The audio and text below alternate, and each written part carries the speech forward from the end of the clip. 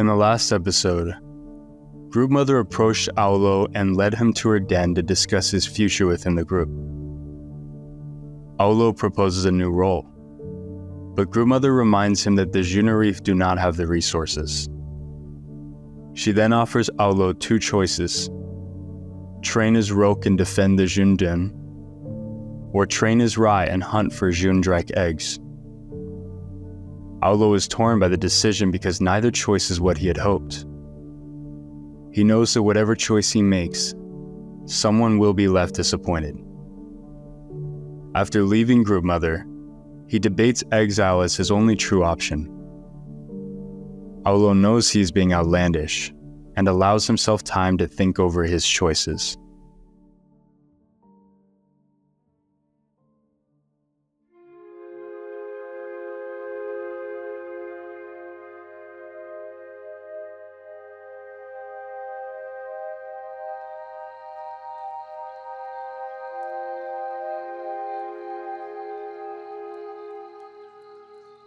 I gaze upward, seeking the cluster of the lost owl. While panning over the dark sky, one particular owl catches my attention, shining brightly and isolated from the others. Mother had always directed my eyes toward this owl. Olo Aun, she called it, because it moves alone. While she was away on her travels, I was to look toward Olo Aun and know that she was looking too. I imagine she is looking now. After resting on the plateau edge for some time, Fike takes flight and dives into the abyss. Moments later, he returns with a soft red Alvon ring, the same I had tossed with him the loop before.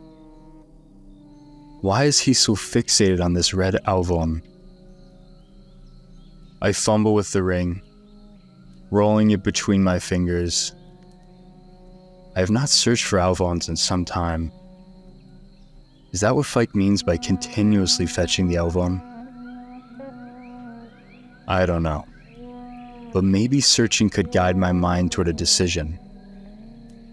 Anything but these spiraling thoughts. I lower myself from the plateau edge and descend a series of ropes and stone holds until I arrive at my den. Fike perches on my work surface and observes while I gather my necessary tools. His tiny legs shuffle around, barely supporting his excitement.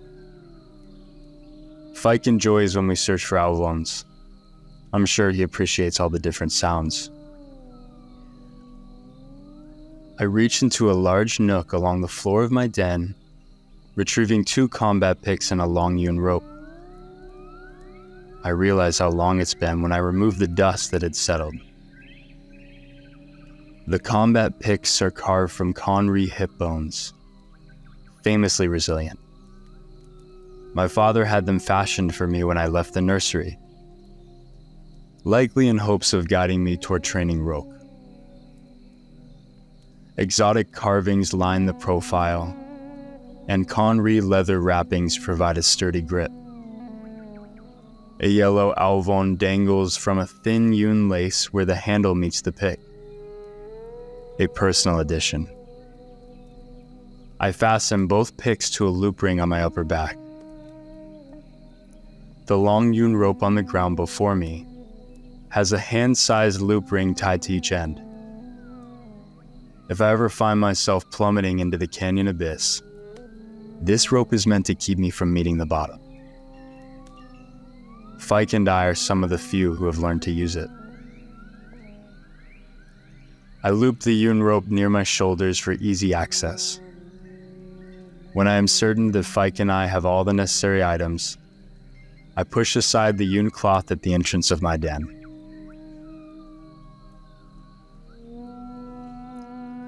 I traverse down many more ropes and stone crevices until I reach a thin path that is etched into the perimeter of the central plateau.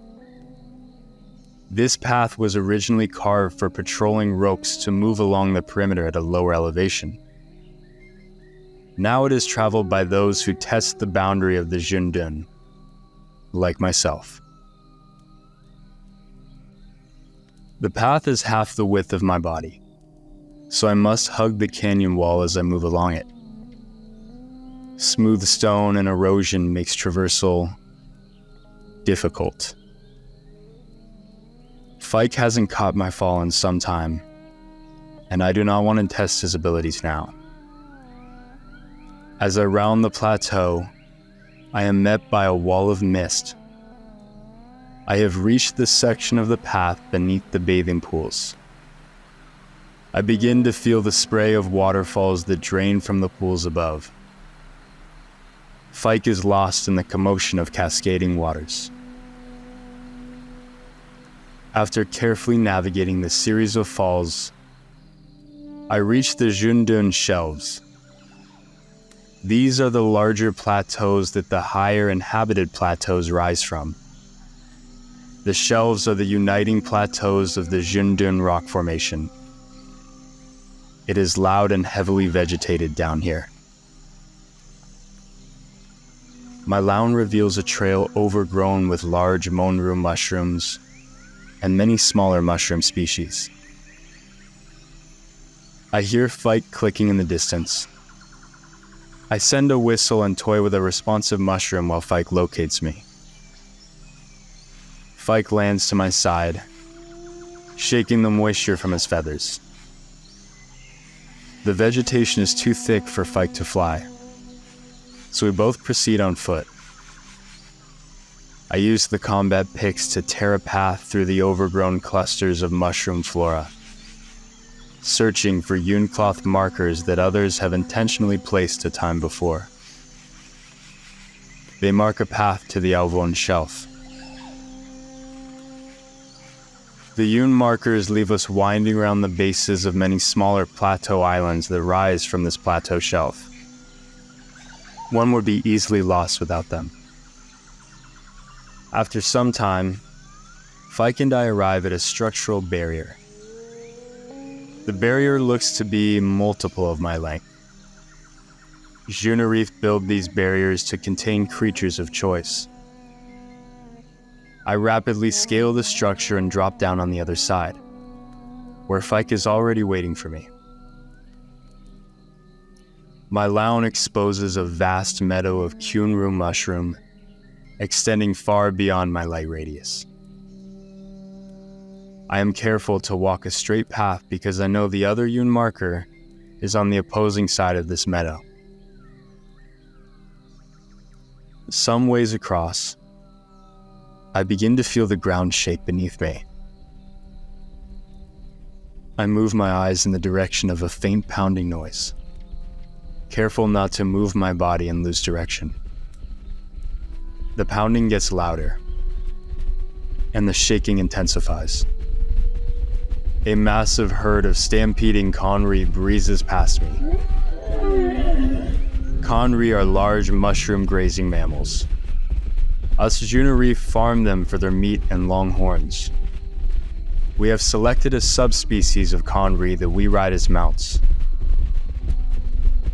I feel the heat from their large bodies and watch their muscles tense as they enter and exit my lawn's light radius. Fike circles frantically, squawking and clicking. But I know I'm not in danger. I am always impressed by how agile they are.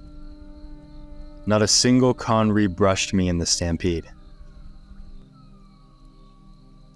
I soon arrive at a barrier on the other edge of the pasture and locate the next marker just off to my side. After swiftly scaling the fence, I land at the edge of another drop-off. Another Yun marker is tied to a monru branching over the canyon abyss. Next to the marker is a Yun rope descending into the darkness. I grasp the rope and lower myself into the abyss. The rope coils when it meets the stone surface of the lower plateau shelf. As I move across the shelf, my lawn exposes the empty shells of Alvonru scattered around me. Alvon Rue are giant terrestrial oysters. They embed themselves inside crevices amidst the stone and produce the Alvon rings I search for. Shell after shell, I find that they have been pried open and collected from. I even search for young budding Alvon Rue, but find no fortune. The populations have been depleted. I rest against the base of a small plateau and watch Fike peck away at a colony of insects. There must be populations further down. I doubt that others have searched any lower. With all that is concerning my fate in the Juna Reef, I don't feel I have much to lose. I whistle for Fike. He leaves the colony to rebuild their home and waddles over to me. I then look down to Fike and say, "Not much lower." After descending a considerable amount, I arrive at a crevasse in the cliff wall. I force myself inside. The crevasse widens into a larger space. I then lock my legs to secure myself between the vertical stone slabs. While scanning the nooks and crevices within the crevasse, I spot many Alvon Rue within reach. I retrieve my combat picks and use them to pry open the first Alvon Rue. When the seal gives, I am disappointed to see that the Alvon Rue has yet to form any rings. Not allowing time to be discouraged, I quickly move to the next one. Immediately upon opening, red light escapes. Buried into the flesh of the Alvon Rue are 2 Alvon rings. One ring was a darker red with a few non-glowing patches. The other ring was a brighter red with a golden striation looping around it. More red. There has to be some significance to all this red. Red symbolizes the beginning. Beginning of what? I don't wait long to move on to the third Alvon Rue. I grab my picks and wedge them into the calloused lips. I must put my weight into breaking the seal. The Alvon Rue gives way, and the entire crevasse floods with a brilliant white glow. I pull the ring from the fleshy grasp. Incredible beauty. I carefully examine its form. Not a single dead zone or miscoloration. I roll the Alvon between my fingers and admire the intensity of its glow. I then close my hand around the ring. The light permeates my skin, exposing the branching dark veins that split towards my fingers. White light is a color so rarely found. It is shared only by the Aunds. The presence of white light represents a balance in all matters. Juna Reef historically believed that the emergence of white light tells fortune of something bad being followed by something good of equal power, restoring harmony. But the emergence of white light is not always something that is wished for. Tremendous loss before tremendous gain. Guaranteed change. Most don't feel comfortable with change.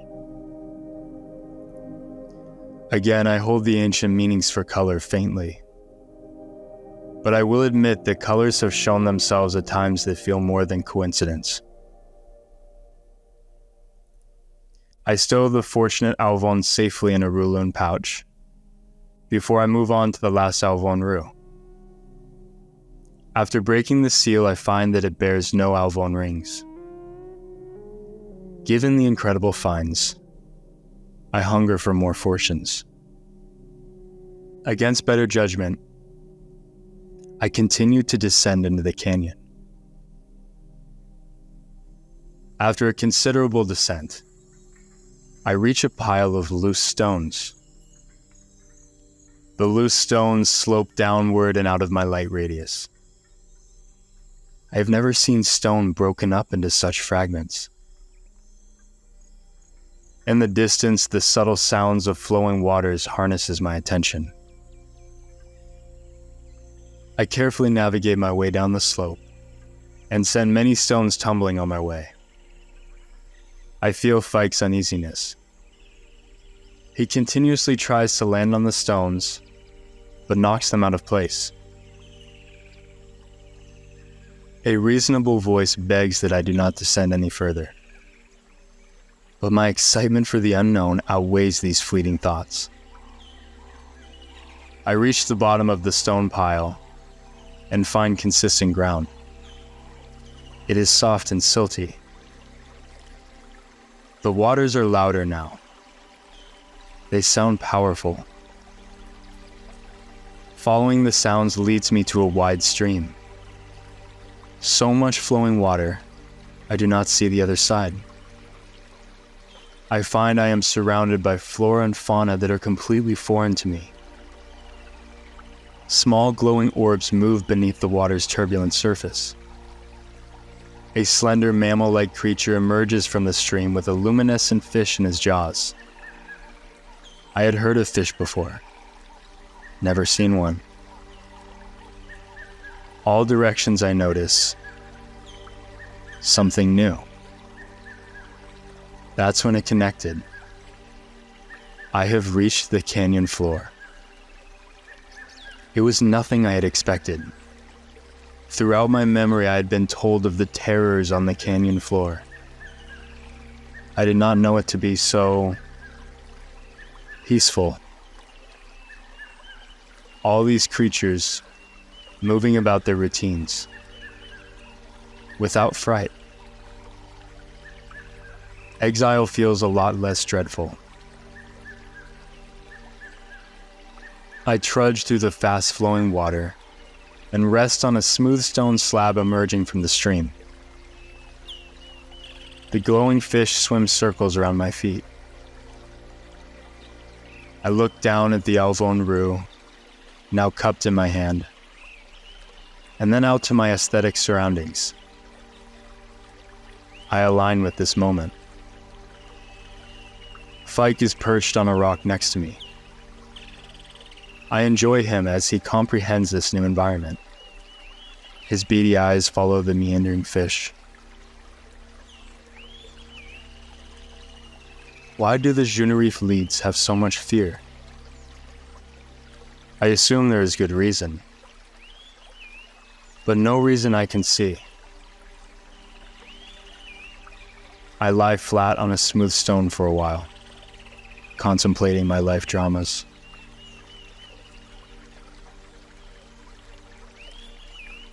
When I return from thought, I realize much time has passed. Based on the positioning of the elms, it has become later in the loop. I look toward the stream's edge when I notice a flash of light in the distance. The ambient hum of creatures goes silent. I rise and look in the direction of the flash. I do not see anything, just darkness. The ambient noises slowly return, but I feel uneasy. I look toward Fike. He is also staring in the direction of the flash. I attempt to loosen myself when I see another flash, this one closer than the last. Now I am standing in the stream, and Fike is airborne. Again, the creatures have gone silent. I only hear the turbulence of the stream. I wait for the noises to return, but instead, another flash. This one closer than the previous two. I retrieve my items and quickly move toward the canyon wall. Fike follows from above. I continue to glance behind me as I ascend the pile of loose stones. Another flash. I scramble to the top of the stone pile and begin climbing the cliff face. At this point, Fike frantically circles and clicks. Hundreds of stones tumble behind me. I climb so quickly and recklessly that I leave bloody prints on the stone holds. Faintly, I hear heavy breathing. The next flash comes from beneath. I find a crevasse in the cliff wall and force myself deep. Moments later, the creature arrives outside the crevasse. The light from my lounge cannot reach the creature. I see only 2 reflective eyes. The creature does not force itself. It just waits, stares, and occasionally blinks, as though I'm being studied. Fear, an emotion I haven't felt before.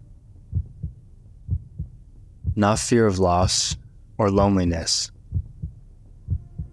Fear of death.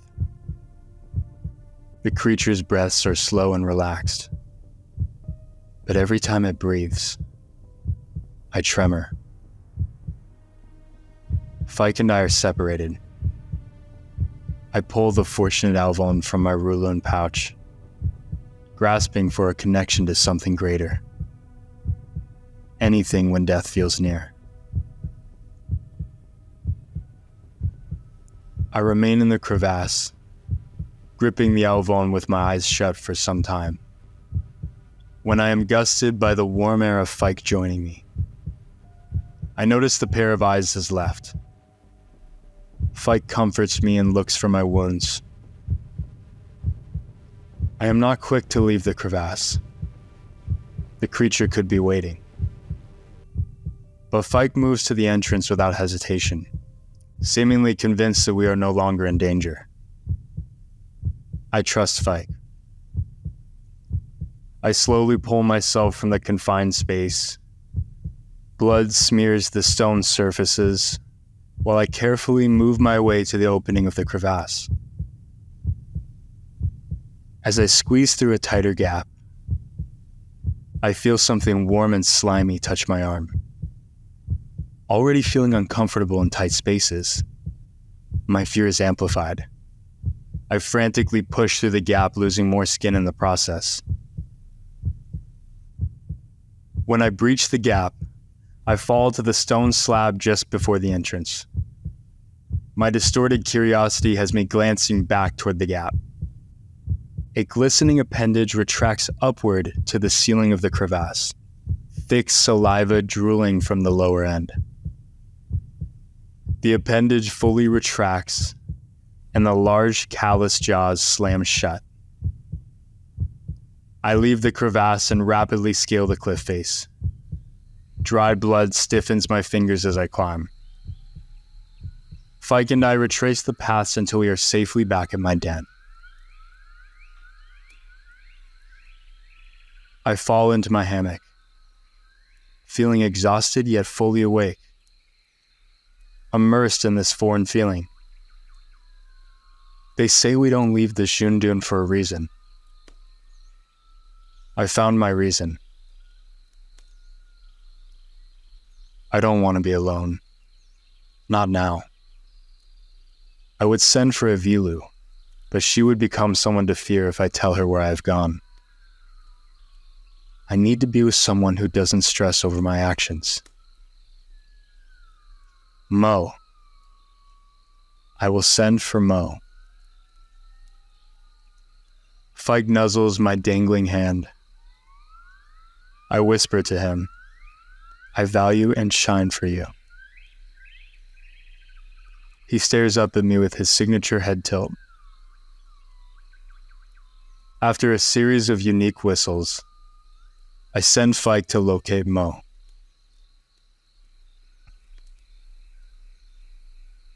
Now I wait, alone, fumbling with this brilliant and fortunate Alvon ring.